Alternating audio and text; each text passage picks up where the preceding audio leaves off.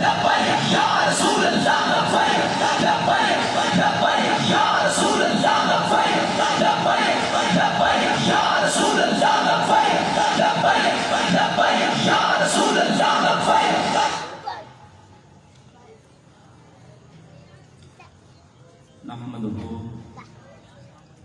نحمده ونصلي ونسلم على رسوله الكريم اما بعد فاعوذ بالله من الشيطان الرجيم بسم الله الرحمن الرحيم النبي اولى بالمؤمنين من انفسهم صدق الله العظيم وصدق رسوله النبي الكريم الامين مصطفیٰ جان رحمت پہ لاکھوں سلام، شمع بزم ہدایت پہ لاکھوں سلام، وہ جس نے ختم نبوت پہ پہرا دیا، ایسے خادم کی ہمت پہ لاکھوں سلام، مصطفیٰ جان رحمت پہ لاکھوں سلام، شمع بزم ہدایت پہ لاکھوں سلام۔ حمد و ثنا کے بعد میرے پیارے محترم استاد محترم اور علماء کرام اور امیر المجاہدین کے دیوانوں مستانوں آقا کریم علیہ الصلاۃ والسلام کے ساتھ عشق و محبت کرنے والوں، اللہ کے فضل و کرم حضور کی نگاہ عنایت سے آج امیر المجاہدین اپنے مزار پر انوار میں راحت محسوس کر رہے ہوں گے کہ ملک پاکستان میں ایک ایسا کوچہ بھی ہے جہاں پر جو بیج میں نے بویا تھا اس بیج کو آج دوبارہ کراچی میں بیٹھ کر، اورنگی ٹاؤن میں بیٹھ کر لوگ دوبارہ تر و تازہ کر رہے ہیں۔ آج امیر المجاہدین علامہ خادم حسین رضوی رحمہ اللہ تعالی علیہ کی روح خوش ہو رہی ہوگی۔ یقیناً مبارکباد کے مستحق ہیں اہل محلہ، اور خصوصاً بالخصوص جس بھائی نے اس محفل پاک کا انعقاد کیا، اللہ تبارک و تعالی اس کو دین اور دنیا کی بھلائیاں نصیب عطا فرمائے، اور خصوصاً ہمارے استاد محترم جن کے دل میں دین کا درد ہے، اللہ تبارک و تعالی ان کی جو بھی کاوشیں ہیں دین کے حوالے سے، یا باری تعالیٰ ان کو عروج و لا زوال عطا فرما، یا باری تعالیٰ ان کے علم میں برکتیں اور وسعت عطا فرما۔ آج کے دور میں جب لادینیت کا دور ہے، لبرل سیکولر جو بہت ایکٹیو ہو چکے ہیں، ہمارے مسلمانوں کے دلوں میں جو دین کا کانسیپٹ ہے یہ ختم کرنے کی ناپاک کوشش کر رہے ہیں۔ اگر آج کے دور میں کوئی شخص خادم حسین رضوی رحمہ اللہ تعالی علیہ کے مشن کو لے کر چلتا ہے تو سمجھ جاؤ وہ عالم دین اللہ کا منتخب کیا ہوا بندہ ہے۔ سامعین محترم، ایک حدیث مبارکہ بیان کرتا چلوں۔ حضرت عبداللہ ابن عباس رضی اللہ تعالی عنہما کی مرویات میں سے ہے کہ آقا کریم علیہ الصلاۃ والتسلیم نے ارشاد فرمایا کہ میری امت کے دو مرد ایسے ہیں، میری امت کے علماء کے دو مرد ایسے ہیں۔ ایک مرد وہ ہے جس کو اللہ رب العزت نے علم عطا کیا، اور وہ علم عطا کر دینے کے بعد اس نے اس علم کو خرچ کیا، اور اس نے کیسا علم خرچ کیا؟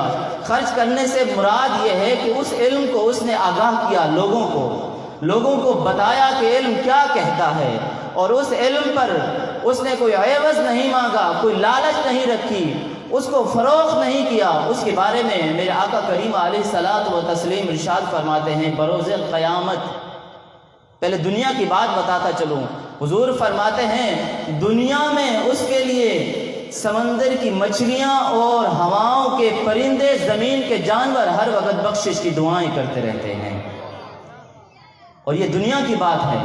آخرت کی بات کیا ہے؟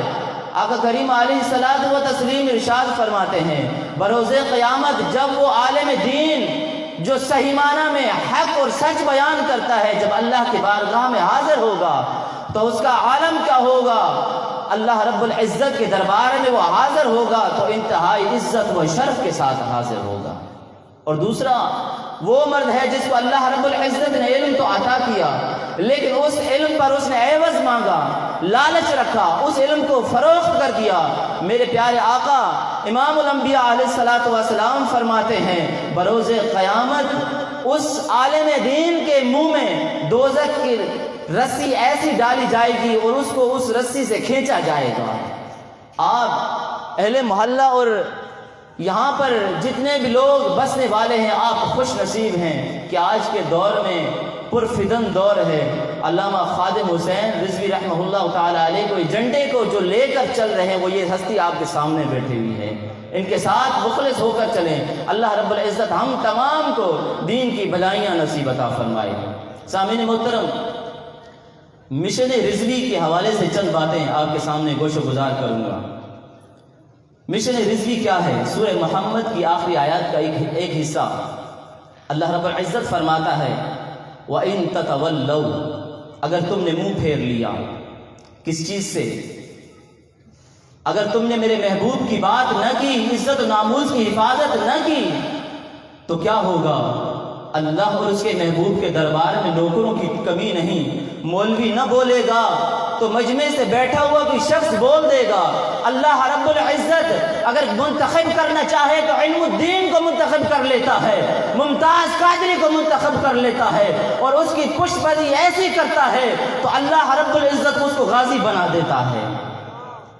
اور یہ تو سرعام اللہ رب العزت کے پیارے حبیب میرے آپ کے پیارے آقا محمد مصطفیٰ صلی اللہ علیہ وسلم کرم نوازی فرما گئے اور کہہ گئے کہ قیامت تک جو بھی میدان عمل میں نکلے گا اس کی پشت پر ہمارا ہاتھ ہوگا۔ یہ کون فرماتے ہیں؟ امام الانبیاء علیہ الصلوۃ والسلام فرماتے ہیں۔ آج اور یہ جو پشت پر ہاتھ کس کا ہے؟ امام الانبیاء علیہ الصلوۃ والسلام کا ہے۔ اور یہ مدد ملی جس طرح حضرت سعد بن ربیع رضی اللہ تعالیٰ عنہ نے میدان احد میں یہ پیغام دیا، اور اسی طرح ہمارے امیر محترم نے جیل میں رہ کر یہ پیغام دیا، اور بڑے بڑے اقتدار اور مسلط نشین لوگوں کو یہ پیغام دیا اور کہہ دیا کہ انہو لا عذر لکم عند اللہ یوم القیامہ ان یخرج الى رسول اللہ صلی اللہ علیہ وسلم ومنکم عین تطرف، کہ قیامت تک فرمایا جب تک تمہاری بازوں میں تمہارے اندر اتنی طاقت و قوت ہے کہ تم اپنی آنکھیں کھول سکتے ہو، بند کر سکتے ہو، اگر اس دوران حضور کی عزت و ناموس پر ایک حرف بھی آ گیا تو بروز قیامت اللہ کے دربار سے معافی کی امید مت رکھنا۔ یہ کس نے فرمایا؟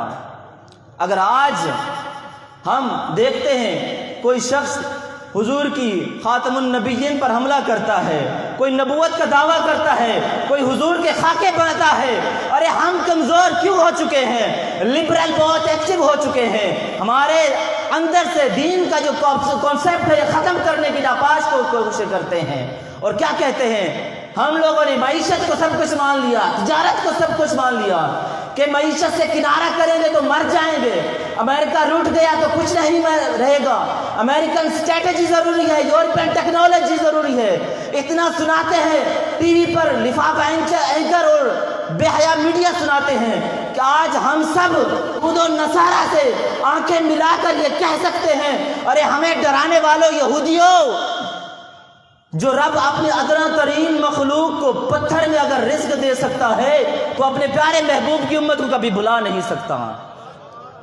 ارے کس کو اللہ رب العزت نے اپنی پیاری محبوب پیاری امت کہا؟ کنتم خیر امت اخرجت للناس، ہمیں اللہ رب العزت نے بہترین امت کہا۔ کیا ہم بہترین امت کا حق ادا کر رہے ہیں؟ کیوں اللہ رب العزت نے ہم سب کو بہترین امت کا لقب دیا؟ کیا ہمارے اعمال اچھے؟ کیا ہمارے روزے اچھے؟ ہماری نمازیں اچھی؟ کچھ نہیں، صرف اور صدقہ ہے تو آمنہ کے لال کا صدقہ ہے۔ اللہ رب العزت نے تمام تر نعمتیں دی، کس کے صدقے سے؟ حضور کے صدقے سے دی۔ اگر ہمارے پاس ہاتھ ہیں، پاؤں ہیں، منہ ہے، زبان ہے تو حضور کا صدقہ ہے۔ قرآن کہتا ہے النبی اولیٰ بالمؤمنین من انفسہم، یہ نبی مسلمانوں کی جانوں کے زیادہ مالک ہیں۔ ارے ہمارے پاس تو اپنا کچھ ہے نہیں، یہ جان جو ہے حضور کی ہے تو کیوں نہ اس کو حضور کے نام پر قربان کیا جائے۔ عرش بھی، زمین بھی، سب کچھ حضور کا ہے۔ میں اس کو اپنے الفاظوں میں یوں کہنا چاہتا ہوں کہ عرش خدا کا ہے، عرش خدا کا ہے، لیکن اس پر قدم میرے مصطفیٰ کے ہیں۔ کوثر خدا کی ہے لیکن وراثت میرے مصطفیٰ کی ہے۔ آسمان خدا کا ہے لیکن اس پر چرچے جو ہیں میرے مصطفیٰ کے ہیں۔ بخشش خدا کی ہے لیکن شفاعت میرے مصطفیٰ کی ہے۔ آسمان خدا کا، چرچے میرے مصطفیٰ کے، زبان خدا کی لیکن بیان خدا کا لیکن زبان میرے مصطفیٰ کی۔ ارے نعمتیں تو خدا کی ہیں لیکن تقسیم کرنے والی جو ذات ہے وہ میرے مصطفیٰ کی ہے۔ اور آگے یہ بھی کہتا ہوں کہ جنت تو خدا کی ہے لیکن جو ملکیت ہے نا وہ میرے مصطفیٰ کی ہے۔ ملکیت کس کی ہے؟ میرے مصطفیٰ کی ہے۔ آج ہم نمازیں پڑھتے ہیں، روزے رکھتے ہیں، حج، زکوٰۃ، دیگر ارکان ادا کرتے ہیں، کرنے چاہیے، لیکن رب کعبہ کی قسم سب سے پہلا میں کہتا ہوں جو نیک کام ہے، پہلا عمل جو کرنا چاہیے، حضور کی عزت و ناموس پر پہرا دینا چاہیے۔ نماز ملی حضور کے صدقے سے ملی، جو کچھ بھی ملا حضور کے صدقے سے ملا۔ اگر حضور کی عزت نہیں تو ہمارا دنیا میں رہنا کچھ کام کا نہیں۔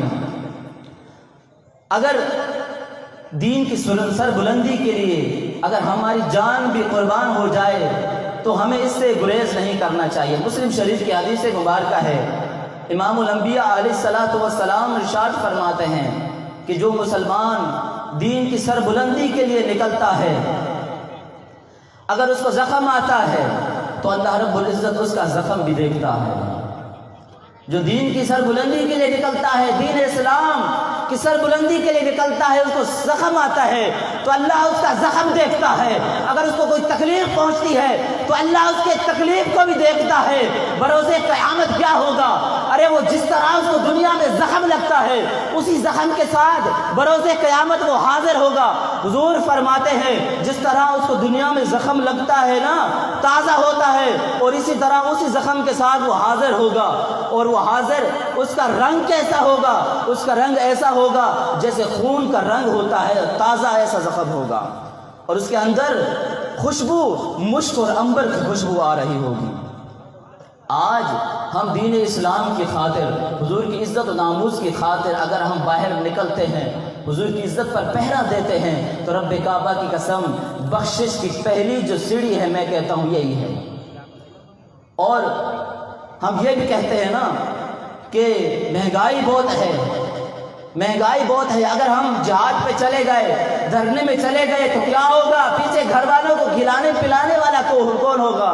تو اس کے بارے میں میرے امام الانبیاء علیہ الصلوۃ والسلام کو معلوم تھا کہ آنے والا جو زمانہ ہے وہ ایسا ہے، ایسا دور آئے گا۔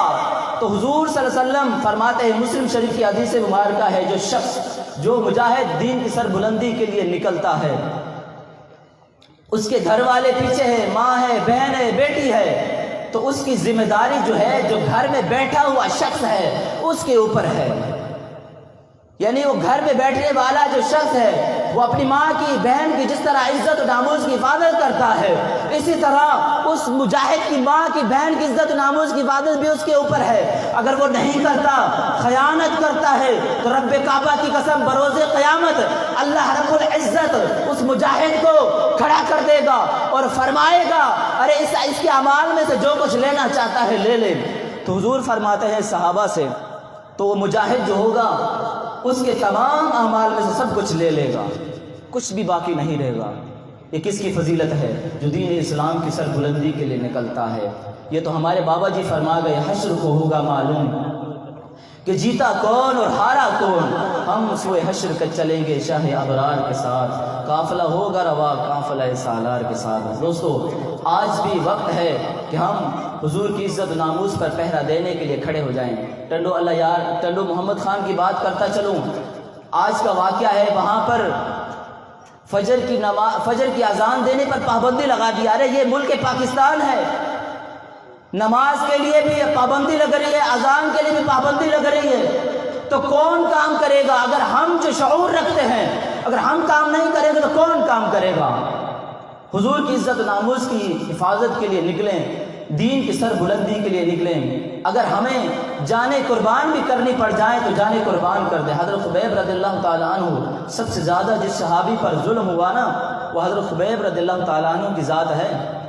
آپ کو الٹا لٹکا دیا گیا، سولی پر لٹکا دیا، کینچی سے آپ کا جسم کاٹا گیا، نیزے مارے گئے، لیکن پھر بھی آپ نے یہ نہیں کہا کہ مجھے چھوڑ دو، میں اس اپنے راستے سے ہٹ جاتا ہوں، لیکن صرف اور صرف انہوں نے بات یہی کی جو کچھ کرنا ہے کر لو، لیکن میں اپنے دین اسلام سے ہٹوں گا نہیں، حضور کی عزت و ناموس کی بات ہمیشہ کرتا رہوں گا۔ ارے کیا کرو گے ایسی جوانیوں کا اور دنیاوی ریشگانیوں کا؟ کوئی جو مارے نبی پہ ڈاکے اور بنائے نبی کے خاکے، پھر بھی سنی تو سو رہے گر، پھیل جائے گا ہر طرف سر، اٹھ جا اٹھ میدان عمل میں آ جا، نور بن ظلمتوں پہ چھا جا، حبیب داور شفیع محشر پلائیں گے ہم کو جام کوثر، تو آؤ انہیں جانوں کو وار دے ہم، وہ قرض پچھلے اتار دے ہم، ہاتھ میں لے کے سیف حیدر یزیدیوں کے اتار دے سر، اور زمیں کا کرتاس پاک کر دے، مرزا گیری کو خاک کر دے، جو پردہ شان نبی پہ آئے ایسے پردے کو چاک کر دے، جو سنیوں ہی سے لے کر کھائے اور نبی کی عزت پہ ہاتھ ڈالے، ایسے کتوں کو مارنا ہے، اپنے گھر کو سنوارنا ہے۔ ارے اٹھو اب اٹھ ہی جاؤ، نبی بلاتے ہیں دوڑے آؤ، اب امتحانوں کا وقت آیا، لٹا تو اب تک ہے جو کمایا، گر سر کٹانے کو تم ہو راضی تو تھام لو دست غازی، ارے لگا دو ایسے جھوم کے نعرہ کہ جھوم اٹھے جہان سارا، لبیک لبیک لبیک یا رسول اللہ، لبیک لبیک لبیک یا رسول اللہ۔